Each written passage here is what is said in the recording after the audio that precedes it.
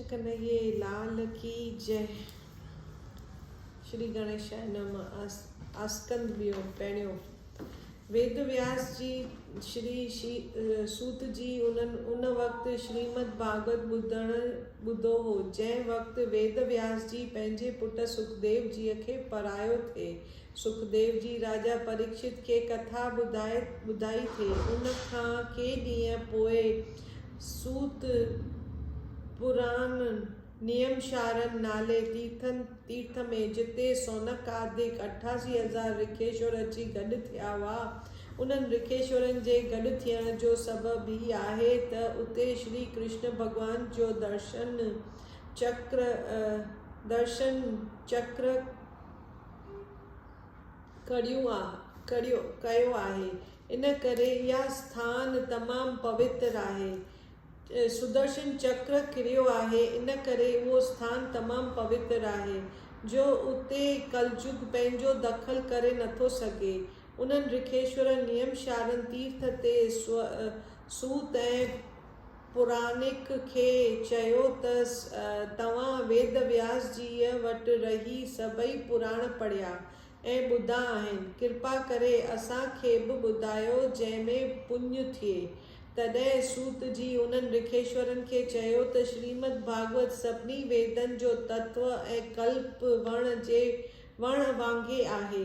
तॾहिं ऋखेश्वरनि सूत जीअ खे चयो त इहा कथा असांखे ॿुधायो, त उहो बि ॿुधायो त परमेश्वर कहिड़े कम करण लाइ कृष्ण अवतार वरितो, ऐं जॾहिं पाण वैकुंठ पधारिया तॾहिं धर्म कंहिंजे शरण में रहियो। सूत जी जॾहिं इहे प्रश्न शौंक ऐं ॿियनि ऋखेश्वरनि खां ॿुधा, तॾहिं मन में ॾाढो ख़ुशि थी सुखदेव ऐं वेद व्यास जीअ जे चरणनि जो ध्यानु करे श्री श्याम सुंदर चतुर्भुज मूर्तिअ जो हृदय में दंडवत प्रणाम करे शौंक ऐं ॿियनि ऋखेश्वरनि खे चयो त तव्हां तमामु चङी ॻाल्हि पुछी आहे।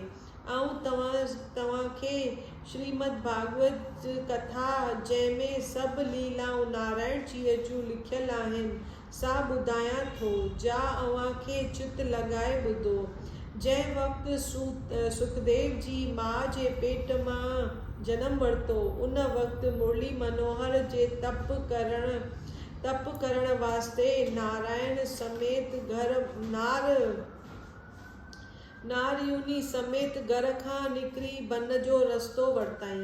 मन में वीचार कयईं त हिते रहण करे मुंहिंजी शादी कराए छॾींदा। इन करे हाणे ईअं बि वन में वञी हरि भॼन करणु वाजिबु आहे।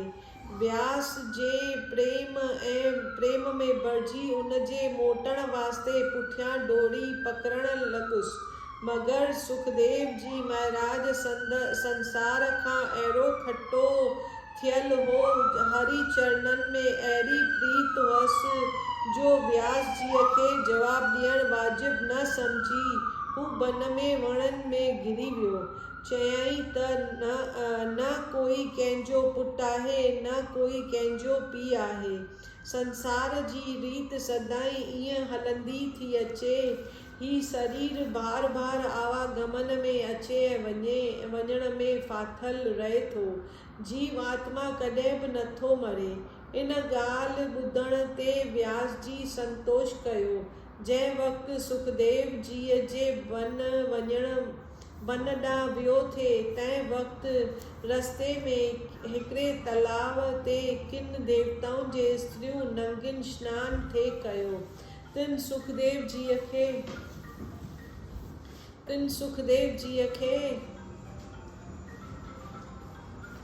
ॾिसी कुझु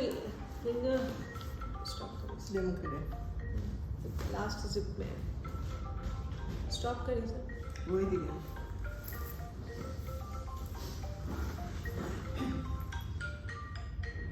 कोशी चले बंद ही करेगा फोन। नहीं कोई अर्जेंट फोन आएगा के करना कथा पे हले स्त्रिन देवताउनि जे स्त्रिन नंगिन स्नान कयो। तिन सुखदेव जीअ खे ॾिसी कुझु लॼ न आंदी ऐं साॻी हालत में बीठियूं रहियूं। जॾहिं पोइतां व्यास जी ॿुढो आदमी उते पहुतो तॾहिं उन्हनि ज़ालुनि लॼ में भरिजी पंहिंजा पंहिंजा कपिड़ा पाया।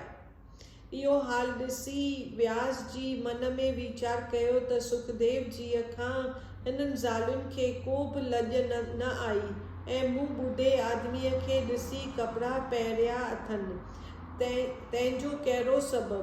तॾहिं उहे स्त्रियूं चवण लॻियूं त ए व्यास जी, अव्हांजे मर्द ऐं ज़ाल जे सुञाणण जो ज्ञान आहे, पर सुखदेव जी परमहंस आहे, तंहिं करे उनखे स्त्री ऐं पुरुष जो तफ़ावत ॾेखारे नथो ॾिए। इन करे असां उनखां शर्म न कयो ऐं तोखे ॾिसंदे ई कपिड़ा पहिरे वरिता।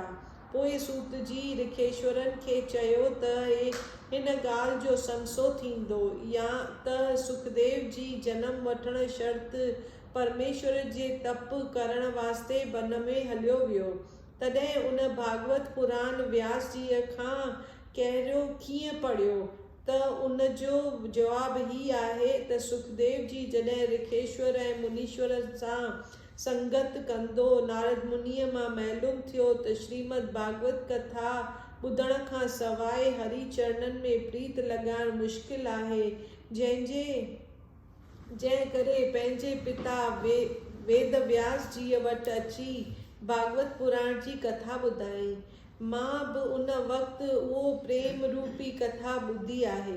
सूत जी सौंक ऐं ॿियनि ऋखेश्वरनि खे चयो त जगत में अवतार धारण वारो पुरुष आदि निरंकार जो रूप आहे, सभ खां पहिरियां ई उहो बि हो, विच में बि उहो ई रहे थो, मरण प्रलय में बि उहो रहंदो, मतिलब त उहो ई पंहिंजे तेज सां रोशन आहे। सभिनी तेजनि खे उनजी जोत जो पाछो सम्झणु घुरिजे। महाप्रलय हुअण खां पोइ जॾहिं उनजी आदि निरंकार जोत नारायण जीअ खे संसार पैदा करण जी मर्ज़ी थिए थी, तॾहिं हू पंहिंजे माया पैदा कंदड़ पुरुष जो अवतार वठी शीशनागनि जे छातीअ ते शयन कंदो आहे। इन खे वैकुंठ रूप चयो वञे थो, जंहिंखे हज़ारे सिर, हज़ारे नक, हज़ारे हथ, हज़ारे चरण हूंदा आहिनि। उन धुन मां कमल जो फुल निकिरंदो आहे। उन फुल मां ब्रह्मा जी पैदा थी 14 लोक पैदा कंदो आहे। उनखे सभिनी अवतारनि जो मूल कारण सम्झणु घुरिजे। उन पार ब्रह्म परमेश्वर जे अवतार जो बयान हिन रीत आहे त उहो पहिरियों अवतार आहे सनक, सनन, सनातन ऐं संत कुमार। कृष्ण भगवान जा 24 अवतार आहिनि, जो धारण करे ही चारई सदाई पंजनि वरनि जी उमिरि जा रही ब्रह्मचारी रहंदा ईंदा आया आहिनि। अवतार ॿियों वारा जो, जंहिं पाताल मां पृथ्वी आंदी। अवतार टियों यज्ञ पुरुष, जंहिं चतुर्भुज रूप धारण करे सभिनी राजाउनि खे यज्ञ करण जी वाट ॿुधाई ऐं कर्तार्थ कयो। अवतार चौथों हिरग्यू, याने के सारो बदन आदमीअ जो ऐं सिर गोरे जो धारण करे ब्रह्मा जीअ खां वेद पढ़ियो। अवतार पंजों नर नारायण जीअ जो, जंहिं बद्री केदार में तप करे संसारी जीवन के तपस्या जी वाट ॾेखारी। अवतार छहों कल्प मुनि, देव मुनि, जो ध्यान धरे जोत जोग ऐं ज्ञान जो उपदेश करे पंहिंजी माता खे कयो। अवतार सतों दत्तात्रेय जो, उत्तर मन मां थियो, जंहिं राजा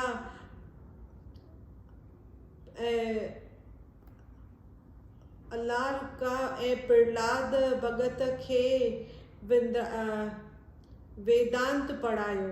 अवतार अठों रखब देव जो, जंहिं चित्रदेव नाले इंद्र खे कन्या खां प्रगट थी जो चर्चो ॾेखारे, जंहिंजे पेट पुट जी देव सर्वाज्ञ जो धर्म संसार में फहिरायो। अवतार 9 राजा पृथुअ जो राजा बीन जे शरीर खे विलोरण मां पैदा थियो हो, जंहिं गऊ रूपी पृथ्वीअ खे ॾेई ॾुहे सभु दवा अन्न वग़ैरह खे जो पृथ्वी अंदरि लिकियल रखियल हो सो ॿाहिरि कढियो। अवतार ॾहों मच्छीअ जो, जंहिं राजा सत्यव्रत खे सतनि ऋखेश्वरनि समेत ॿेड़ीअ ते विहारे ज्ञान सेखारे पंहिंजी माया जो तमाशो ॾेखारियो।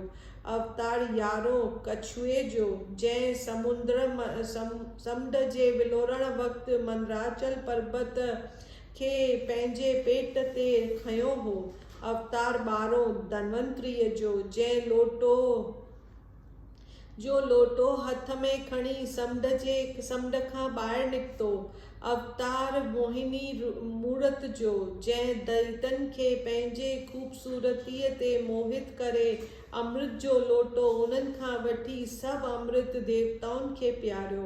अवतार 14 नरसिंह जो, जंहिं नरसिंह दैत खे मारे भक्त प्रहलाद जी रक्षा कई। अवतार 15 वामन अवतार, जंहिं 3 पेर पृथ्वी जा राजा बलीअ खां वठी देवताउनि खे ॾिनी। दान वठण वक़्तु आदमीअ जो नंढो थियणो पवंदो आहे, इन करे परमेश्वर दान वक़्तु पंहिंजो नंढो रूप बणायो हो। अवतार 16 हंस जो, जंहिं संत कुमारनि खां ज्ञान उपदेश करे उन्हनि जो हठ भॻो।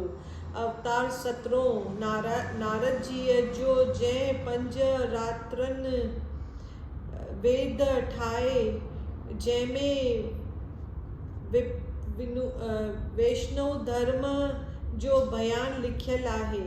अवतार 18 श्री अवतार, जंहिं हाथीअ खे वाघुअ खां छॾायो। अवतार 19 परशुराम जो, जंहिं 21 दफ़ा खत्रियुनि खे राजाउनि खे पृथ्वीअ खां खसे ब्राह्मणनि खे दान ॾिनी। अवतार 20 श्री रामचंद्र जो, जंहिं समुंड में अभिमान टोरे रावण खे मारियो।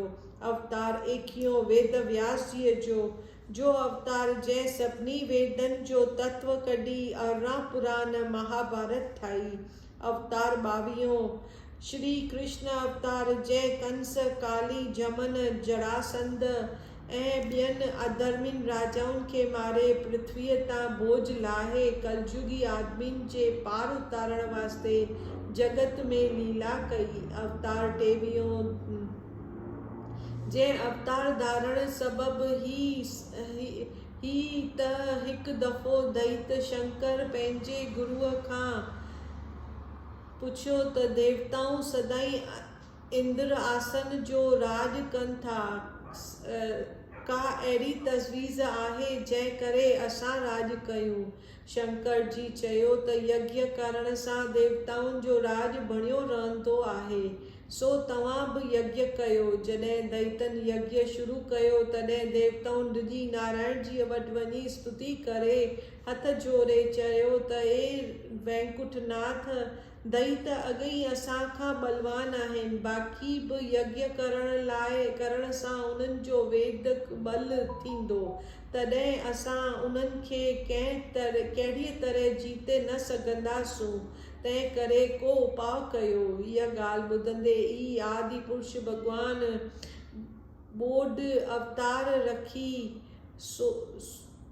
सेवयूं जो रूप बनायो ऐं मेरा कपिड़ा पहिरे ॿुआरी हथ में खणी जिते दैतनि यज्ञ थे कयो उते वियो। देवताऊं उन्हनि खे पुछियो त तुंहिंजे हथ में छा आहे ऐं मेरा कपिड़ा छो कया अथई? ॿोध जी चयो त जंहिं जॻह ते आदमी रहंदा आहिनि उते नंढा नंढा जीव जंहिंजे हेठां अची दॿजी मरी वेंदा आहिनि, सो इहे ॿुआरी उन जॻह साफ़ करे विहण वास्ते आहे। कपिड़े धोअण सां घणाई जीव मरनि था, इहो बि पाप आहे। इन ॻाल्हि जी ॿुधण करे दैत पाण में चयो त यज्ञ सां जेकॾहिं जीव हत्या थींदी आहे त असांजो यज्ञ निष्फल थींदो। इहा ॻाल्हि सम्झी दैतनि यज्ञ करणु बंदि कयो। अवतार 24 कलयुग जी पछाड़ीअ में कल्की अवतार वठी धर्म जे वधाइण लाइ मलीछियुनि ऐं अधर्मियुनि खे नास कंदो। उन्हनि 24 अवतारनि में श्री रामचंद्र जी, श्री कृष्ण जी अवतार पूरनि कलाउनि सां आहे।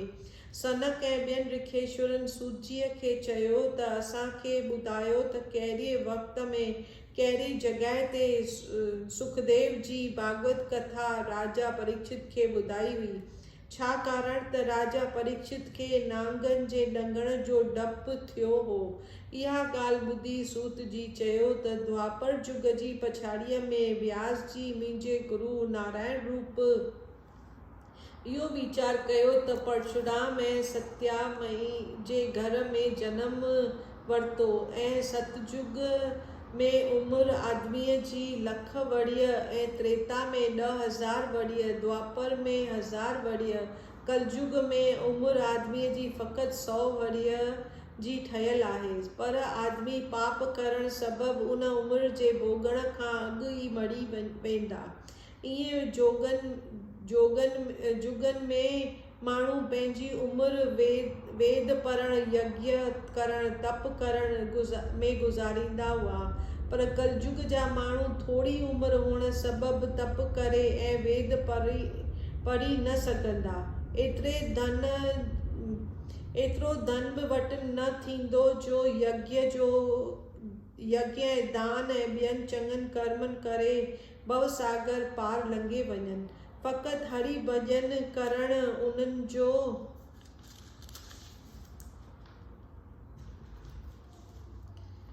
आधार जो उपाउ थींदो। इन करे पार ब्रह्म परमेश्वर कलयुग जे जीवन लाइ स्नान, सुख पाइण ऐं भवसागर पार लंघण वास्ते वेद व्यास जी जो अवतार अची वरितो हो। ऐं हिकिड़े ॾींहुं व्यास जी सरस्वतीअ जे किनारे ते स्नान करे कलयुगी जीवन जे चरित्र ऐं उन्हनि जे पार उतारण जो वॾे वीचार में वेठो हो त नारद मुनि अची उते पहुतो, जंहिंखे आदर भाव सां वेद व्यास जी पाण वटि विहारियो। बोलो श्री कृष्ण कन्हैया लाल की जय। सियावर रामचंद्र की जय। मोर मुकुट बंसीअ वारे की जय।